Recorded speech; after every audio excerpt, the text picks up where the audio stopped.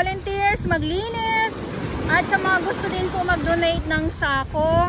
Sa mga gusto lang naman po, wala po tayong sapilitan, ay baka naman po, ayan, so sako lang po dahil nga po ay patuloy po na dumadami po ang basura at dahil nga po yung bagyo, habagat, ay talaga naman pag nagkakaroon tayo ng bagyo at habagat ay ang basura ay napupunta dito sa Manila Bay. So hindi lang dito sa may Dolomite San ha. Sa ating mga viewers, ulit-ulitin ko lang po, ayan, so rumaragasa ang naglalakihang mga alon dito sa Manila Bay.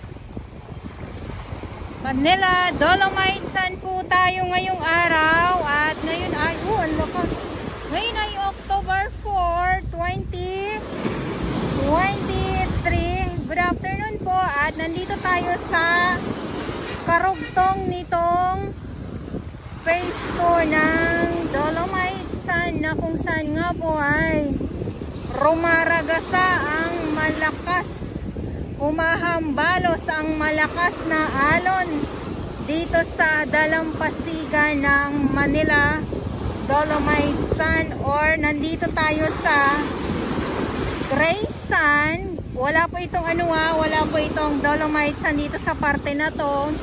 At kita nyo naman po yan, oh. At sa mga baguhan, yes, welcome sa channel ni Miss Jelani Dorabout. Mahalin niyo po ako ng buong buo. Yun ay hindi galing sa ilong ng maisingaw. Garasibuan! Ayan, so nandito tayo sa Grayson, dito sa kadugtong ng Dolomite Sand. Grabe, talaga naman yung alon, nang gigigil ang alon. Ayan, so kung makita nyo po yung dambuhalang Jeochu, ayan po yung likod ay ang Dolomite Sand po.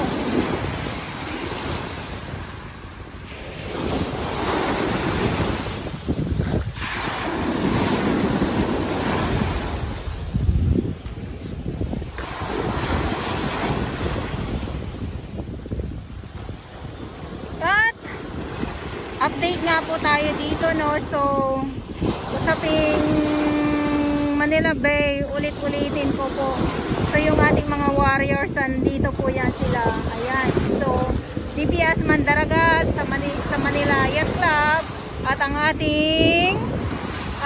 ating Styro Rangers ng DENR. Nandito naman po yan sila sa may Dolomite Sand, at ang ating MMDA. Bawat grupo may mga oras po yan sa kanilang pagpasok.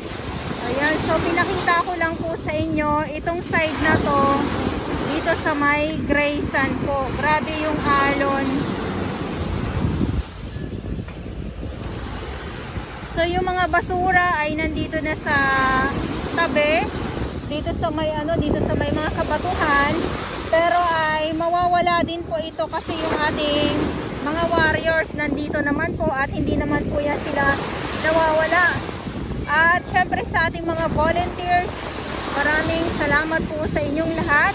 At maglakad po tayo dito, no, sa may kabilang side naman po, at silipin natin yung Dolomite Sand. So andito yung Dolomite Sand, nandyan sa kabilang side na yan.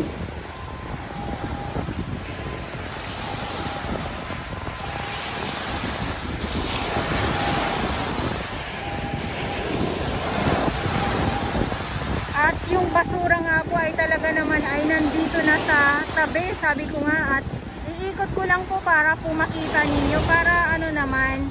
So kung dito ay malakas ang alon, so yung mga basura naman ay nandito naman po sa may tabi. Ayan, so nandito na lang sila at hindi na po sila nakakarating sa may kalsada. Hindi katulad noon na wala pang Dolomite Sand, ang mga basura ay nandoon sa kalsada, at ang paglilinis ng ating Manila Bay Warriors ay nakakarating sila hanggang doon sa may kalsada nga po. At syempre, dito naman sa kabilang side, wait lang, at baka tayo ay malaglag. So, ayan naman po yung remedios, sabi ko nga.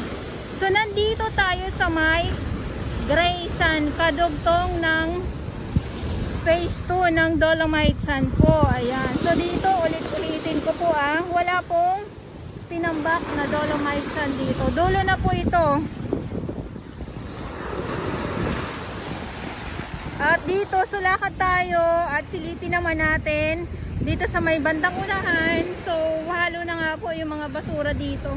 Silipin natin ang Dolomite Sand mismo.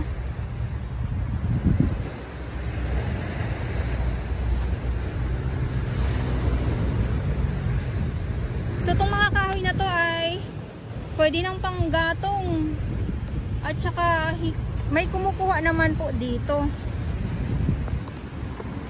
Yung truck, may naghahakot dito ng truck ng mga basura. So dito kasi, yung nakatambak na mga sako-sakong mga basura dyan ay nawala na. So doon sa kabilang side, ganun din po. Nawala na din. O dito, nawala na din.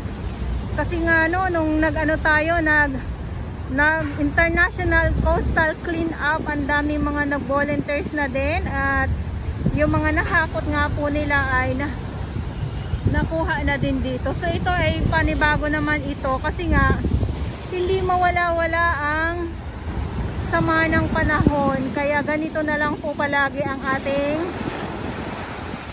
Manila Bay or ang ating Dolomite Sand. So ito, pag nandito tayo sa Dambuhalang YouTube, ito ay palatandaan po ng 500 meters ng Dolomite Sand po. Ayan, so ulitin ko lang po, ito yung update natin dito sa Manila Bay. Gray Sand, sa kabilang side, Dolomite Sand po. At ngayon po ay October 4, 2023.